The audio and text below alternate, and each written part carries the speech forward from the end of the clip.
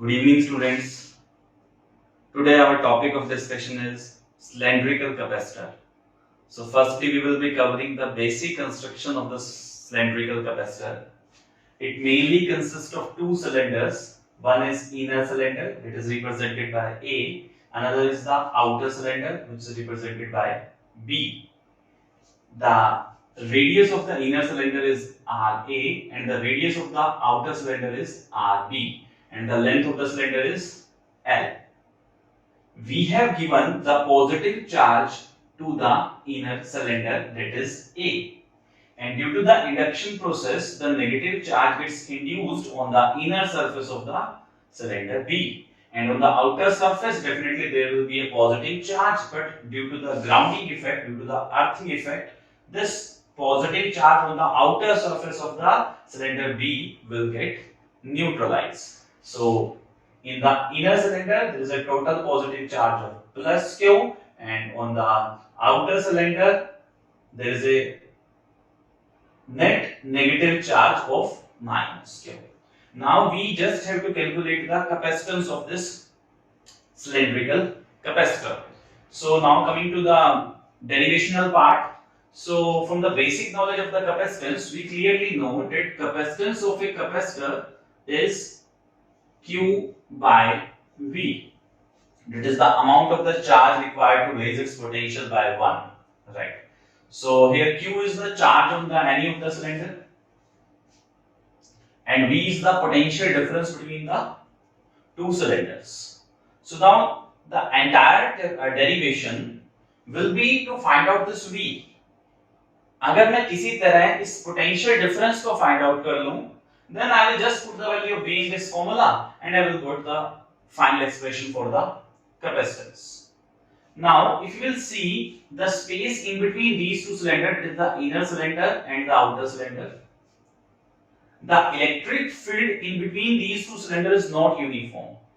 See, at any of the place, here will be two fields. One is because of this positive charge, one is because of this negative charge. So here the positive charge is nearby, so its effect will be more. Here the negative charge is nearby, so its effect will be more. Right? So electric field is not uniform. Electric field is not uniform inside the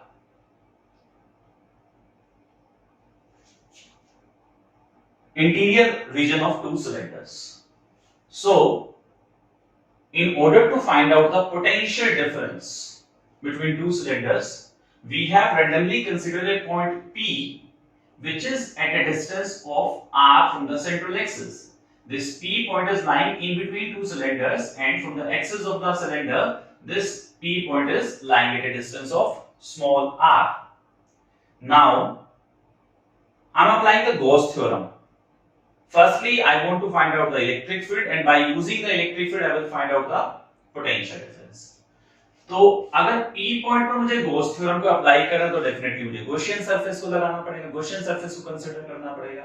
So I have considered a closed cylinder which is represented here by this blue color, right? Blue color से जो आपको shaded cylinder दिख रहा है, that is the Gaussian surface. So according to Gauss law,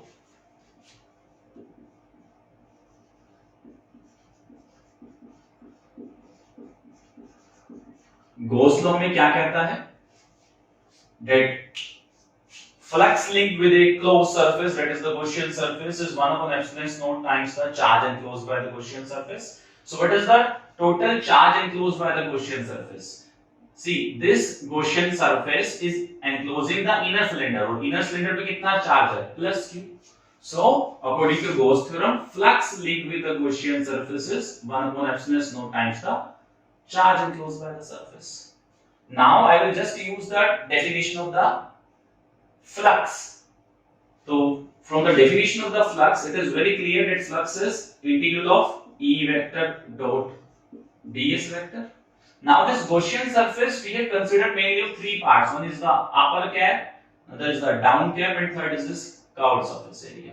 तो बेटा जो bottom surface और top surface है, वहां पे तो हमारा जो फ्लक्स है वो जीरो हो जाएगा, because angle between the area vector and the electric field vector is 90 degree. क्योंकि अगर डाउन सरफेस की बात करूं, it is the downward flat surface, So what will be the area vector in the downward direction? और positive से electric field कहाँ होगी? Moving outward. तो this is the area vector, this is the electric field. तो definitely angle of 90 degree cos 90 बटा 0 होता है, तो नीचे वाले सरफेस से, फ्लैट सरफेस से फ्लक्स जो है 0 हो जाएगा.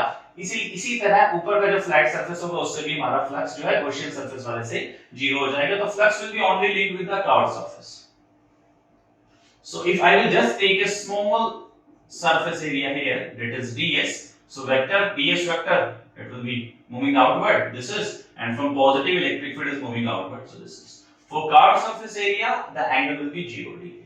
So if I will just open up this dot product, so phi comes out to be integral of e ds cos 0, and cos 0 is 1, so it is integral of e ds.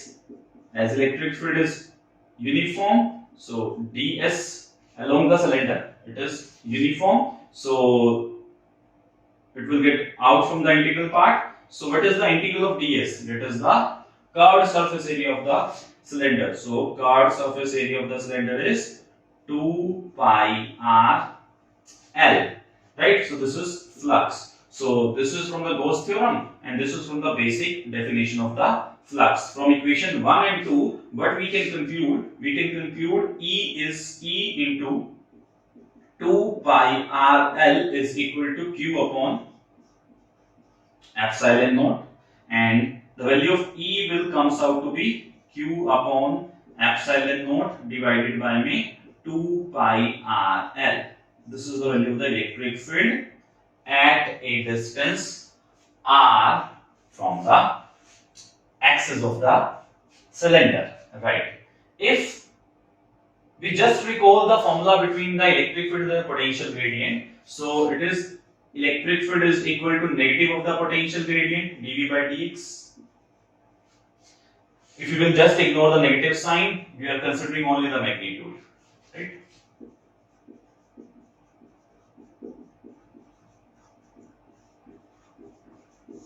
Right.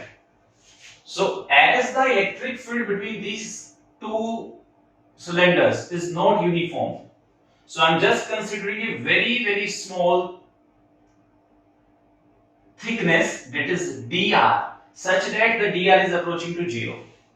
हम बिल्कुल छोटा सा distance यहाँ पे consider करेंगे dr, such that dr is approaching to 0. As the dr is approaching to 0, so for such a small distance we can assume that our electric field is constant. So our electric field is constant, then we can apply this formula, because this formula is because of the uniform electric field. So for a very small distance dr, let us consider nearby to p there is a very small distance dr such that it is approaching to 0. For this dr distance, the potential difference is dV, and for such a small distance we can assume our electric field as constant. So we can apply this formula, E is equal to dV by dr, where dV is the potential difference across this small element whose thickness is dr, and E is the electric field. So our formula for the potential difference will become dV is equal to E into dr. Now in order to find out the total potential difference between two cylinders, so we will simply integrate it, because देखो अगर छोटा सा इसी तरह से मैं इस process को रिपीट करता चलो, छोटा सा potential difference here, then here, then here, then here, then here, then here, then here, right? And after that I will just add all the potential difference, then I will get the total potential difference. तो मुझे कहां से start करना है? ये जो छोटे छोटे स्मॉल पार्ट्स वाला प्रोसेस है वो इनर सिलेंडर के सरफेस से स्टार्ट करना है, मतलब आर ए रेडियस से स्टार्ट करना है, और कहां तक प्रोसीड करना है? आर बी रेडियस तक प्रोसीड करना है. So I will just integrate it from RA to RB in order to get the complete potential difference between two cylinders, right? So if I will integrate it, the small potential difference, integrating this will turns up into the total potential difference between the two cylinders. And now I am just putting the value of the E. So E is Q upon epsilon naught 2 pi RL, and here is dr, and its integral, that is limit is dra to rd. Right? Now the things which are constant, which are not changing as we are proceeding from inner cylinder to outer cylinder, we will take out from the integral. So Q is constant, epsilon naught is constant, 2 pi is constant, L is constant, R is changing. So integral of R 1 upon R with respect to dr. And I'm just putting the limits here, Ra and Rb. Right. So what is the integration of the 1 upon r with respect to dr? The integration of 1 upon r with respect to dr is log exponential r or log natural r. So the formula after the integration will become q upon my epsilon naught 2 pi l, and now I have just integrated it. It is the log to the base exponential, and this is r, and now I will put the initial and final limit ra rb. Now I am just putting the limits. So what will be our formula? This is V, that is the potential difference, Q upon me 2 epsilon naught 2 pi L, and here is the final limit minus initial limit, log exponential, that is RB minus log exponential RA. This is, so log A minus log B, हम property लगा सकते हैं बेटा, log A minus B का, तो Q upon में epsilon naught 2 pi L, it is log exponential RB upon RA. So this is the value of the potential difference across the two cylinders. Now I will just put the value of this potential difference in the basic formula of our capacitance.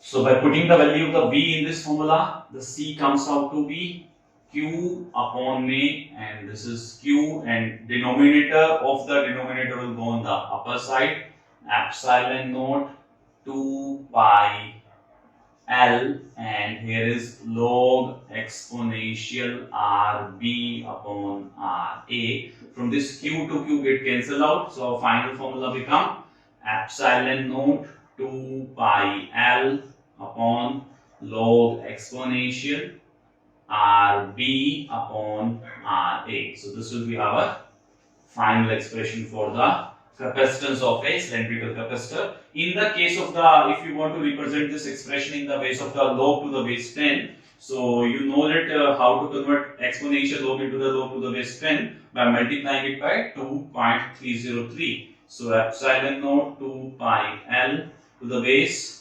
2.303, because we are converting exponential to the log base 10, so log to the base 10 RB upon R. This 2.303 factor has been reduced to convert log natural log exponential to the log to the base 10. So these two are the final formula for the capacitance of a cylindrical capacitor. I hope you have understood the basic concept of the cylindrical capacitor. For more videos, just like and share these videos. Take care.